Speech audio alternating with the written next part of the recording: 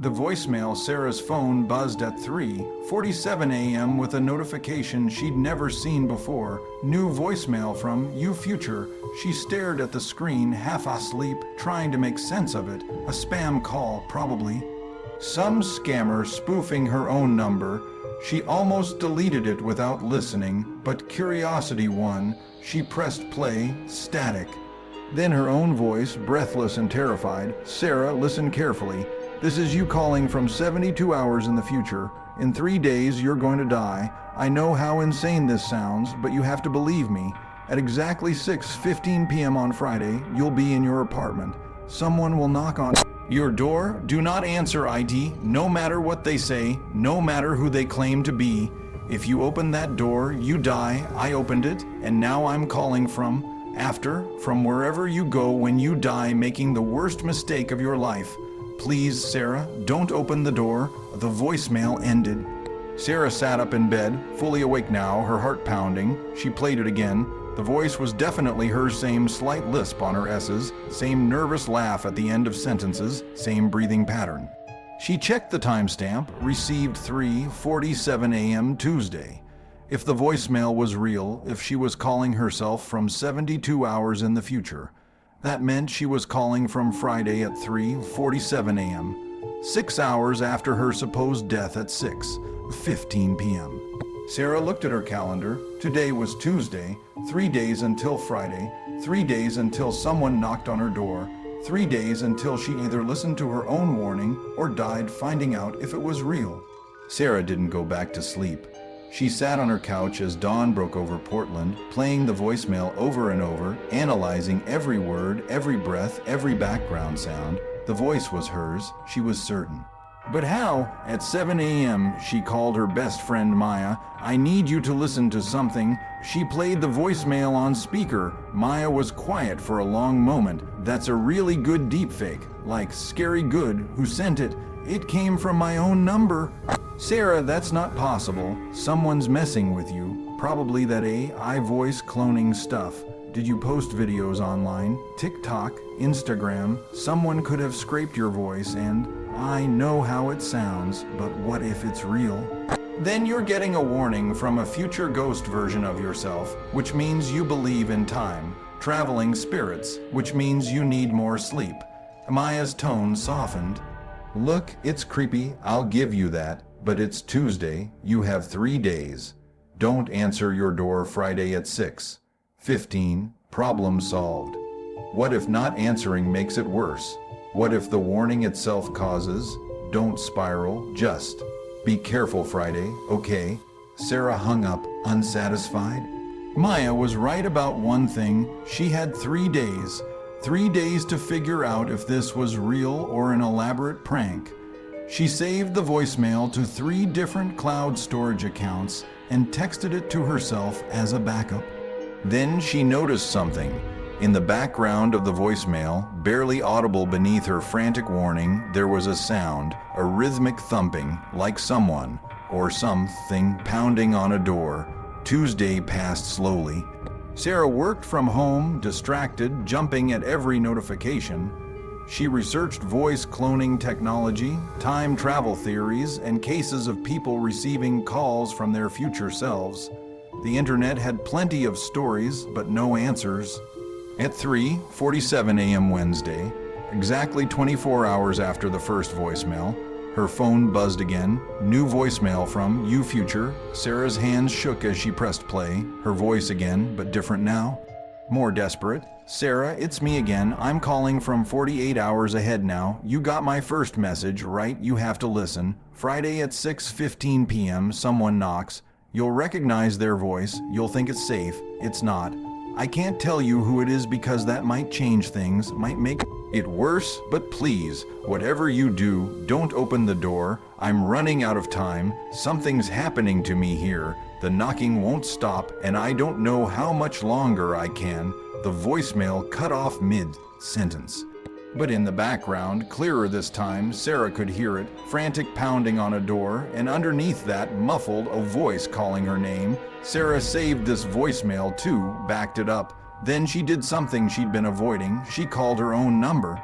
It rang once, then went to a generic voicemail greeting, nothing unusual. She hung up and checked the call log.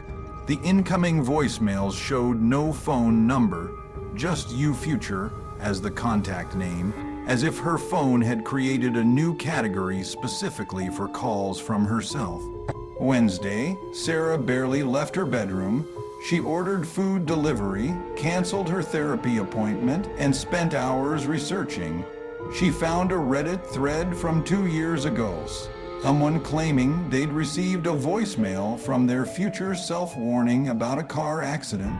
The thread ended abruptly. The user never posted again. She found a YouTube video, a woman hysterically describing voicemails from herself, each one more distorted, claiming something was chasing her through time. The video had 47 views and was posted 3 years ago. The woman's account was deleted. Sarah found 23 more stories, all similar, all ended the same way. The person either disappeared or stopped posting after the warned date passed. At 11 p.m. Wednesday, Sarah called Meyer again. I got another voicemail. I sounded worse, like something's chasing me, like I'm trapped somewhere after I die, and... Sarah, stop. You're spiraling. This is what anxiety does. Someone is pranking you, or you're having a breakdown, or both. But you are not receiving calls from your future dead self. How do you explain the voice? It's exactly me. AI deepfake, technology we don't even know exists yet. Hell, maybe you're doing it to yourself subconsciously, sleep, dialing or something. Am I aside? Look, I'm coming over Friday. I'll be there at 6. We'll not answer your door together, and when nothing happens, you're going to see a doctor. Deal? Okay, Sarah whispered, okay. But she didn't believe nothing would happen. Because at 11:47 p.m. Wednesday, she received a text from her own number. Maya can't save you. You have to do this alone. Thursday was worse. Sarah woke to find the text had deleted itself. No record in her phone. But she remembered it clearly. Maya can't save you. You have to do this alone. She called Meyer at 9 a.m., straight to voicemail, tried again at 10, at 11, at noon, at 2 p.m. Maya texted back, sorry, crazy day at work. Can't talk. Still coming over tomorrow at 6. Promise. Sarah stared at the text.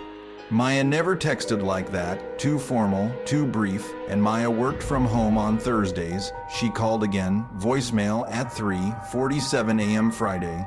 The final voicemail arrived right on schedule. Sarah was already awake, waiting, phone in hand. New voicemail from You Future. She pressed play with shaking hands. This time her voice was barely audible, like she was whispering from very far away. Sarah, you're out of time. It's Friday. In 14 hours and 28 minutes, someone will knock. I can't tell you who because you won't believe it until you hear their voice. You'll think I'm crazy. You'll think this whole thing was fake, and you'll open the door, just like I did, just like all of us did. The voicemails aren't a warning, Sarah. They're a timer, a countdown. The more you try to stop it, the more certain it becomes. I'm sorry. I'm so sorry. I tried to save you, but trying to save you is what kills. You, the only way to survive is... A sound cut through the voicemail, not pounding this time, a door opening, creaking hinges, then footsteps, getting closer. Her future self screamed. The voicemail ended. Sarah sat in the dark of her bedroom, tears streaming down her face, and understood. The voicemails weren't from her future self trying to save her. They were from her future self trapped in a loop, forced to make the same call over and over to every past version, creating the very obsession that would guarantee she'd be home at 6:15 p.m. on Friday, listening for a knock, unable to resist knowing who it was. The warning was the trap. Friday, 6:00 p.m. Sarah stood in her apartment, phone in hand, watching the clock. She'd considered leaving, running, being anywhere else when 6:15 came, but the final voicemail had made something clear. The only way to survive is... And then it cut off. The answer was in that unfinished sentence, and Sarah realized maybe the way to survive was to hear the full message, to be there, to find out what her future self couldn't say, or maybe that was the trap too. Maybe that's exactly what every version of her had thought. 6:10 p.m., Sarah's phone buzzed. A text from Maya, running late, be there by 6:30. But Sarah knew Maya wasn't coming. That text was part of it. Part of making sure she was alone. 6:14 p.m., Sarah stood 5 feet from her apartment door, breathing hard, phone recording video, documenting everything. If she died, maybe this would be evidence. Maybe it would warn the next Sarah. Maybe 6:15 p.m., a knock, 3 slow, deliberate knocks. Sarah's breath caught, a voice from the other side. Sarah, are you home? It's me, her own voice, calling from the hallway. I know this sounds insane. The voice continued, her voice, but I'm you from the future, from 3 days from now. I need to warn you about something. Can you open the door? We need to talk face to face.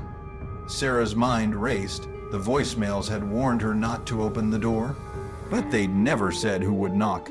She'd assumed a stranger, a killer, something obvious, not herself. I know you've been getting voicemails, her voice said through the door. From another version of me, from a version that died, but I'm from a different timeline, a timeline where I survived because I came back to warn you in person. The voicemails are fake, Sarah. They're designed to keep you from opening the door for me, because if you don't open this door, if you don't let me in, you'll be stuck in the same loop I was stuck in, making those same voicemail warnings, dying the same way, over and over. Sarah stepped closer to the door. How do I know you're really me? Because I know what you're thinking right now. You're thinking, this is the trap. This is what the voicemails warned about, but you're also thinking, what if the voicemails were the trap? What if trying to avoid this moment is what kills me? What if I have to open the door to break the cycle? Sarah's hand was on the doorknob now. You have a scar on your left hip from when you fell off your bike at 8. Your first kiss was with Jake Morrison in 7th grade behind the gym. Your mother's last words were, don't forget to be brave. No AI knows that. No deepfake has that. It's me, Sarah. Please open the door. Every detail was correct. Things she'd never told anyone. Things no technology could fake. Sarah's phone buzzed. One final text from her own number. The voicemails were warnings. This is the trap. Do not open the door. 6:16 p.m. Sarah looked at the door, looked at her phone, looked at the door again. 2 versions of herself, one in voicemails begging her not to open the door, one in the hallway begging her to open it. One was trying to save her. One was trying to kill her, but which was which? Sarah, please, the voice in the hallway said. I'm running out of time. If you don't open this door in the next 30 seconds, the loop resets. You'll die at 6:15. You'll make the voicemail warnings, and another version of you will stand here in 3 days facing the same choice. Over and over, forever. The only way to break it is to trust me. Open the door. 20 seconds. Sarah's hand tightened on the doorknob. 15 seconds. She thought about the Reddit user who never posted again, the YouTube woman who vanished, the 23 other stories that all ended in silence. 10 seconds. She thought about Maya, who maybe wasn't Maya anymore, about texts that deleted themselves, about voicemails that sounded exactly like her dying. 5 seconds. She thought about her mother's last words, don't forget to be brave. 3 seconds. Sarah made her choice. She opened the door. The hallway was empty. No one stood there. No future version of herself. No killer. Nothing. Just an empty hallway in an ordinary apartment building. Sarah stepped into the hall, looking both ways, completely empty, silent. Her phone buzzed. One last voicemail notification. New voicemail from you, future. She pressed play.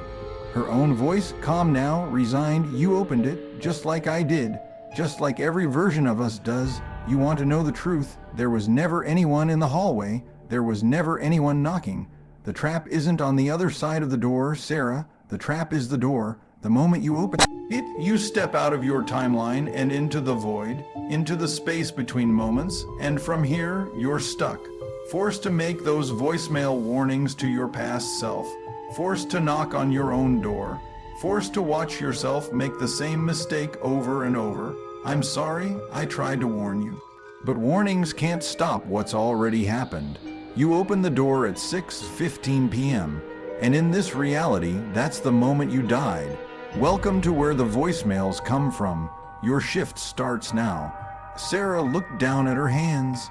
They were fading, becoming translucent, see-through. She looked back at her apartment door 4C and saw herself inside, solid, real, Sarah from 5 minutes ago, standing by the door, hand on the knob, deciding whether to open it. No, Sarah whispered, but she was already fading, already becoming the voice in the voicemail, already trapped. She watched her past self open the door, step into the empty hallway, receive the final voicemail. And Sarah understood. She was the loop. She was the warning. She was the voice that would call herself 3 days ago at 3:47 a.m., desperate and terrified, trying to stop what had already happened. Sarah pulled out her phone, the ghost version of her phone, still working in this in-between place, and dialed. It rang backward through time. Past Sarah answered, groggy, suspicious. Hello. Ghost Sarah opened her mouth to warn her, to tell her everything, to save her.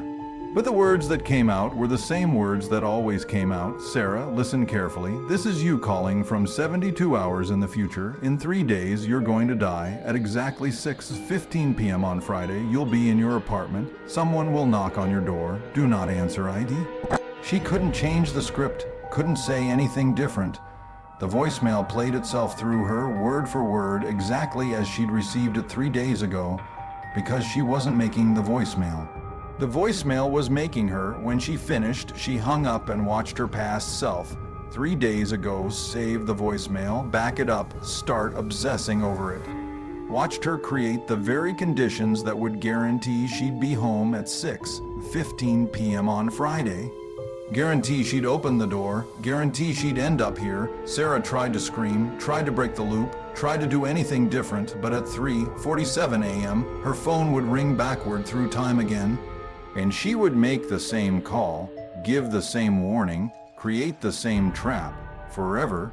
In the empty hallway of her apartment building, Sarah stood alone, not quite alive, not quite dead, trapped in the 60 seconds between 6:15 and 6:16 p.m., and waited for the next version of herself to open the door. So the cycle could begin again and again and again. The Indy 3 days later, a woman named Sarah receives a voicemail at 3:47 a.m. She almost deletes it without listening, but curiosity wins. She presses play, and the loop continues. Claude is AI and can make mistakes. Please double-check responses. Sonnet 4. 5. Claude is AI and can make mistakes. Please double-check responses.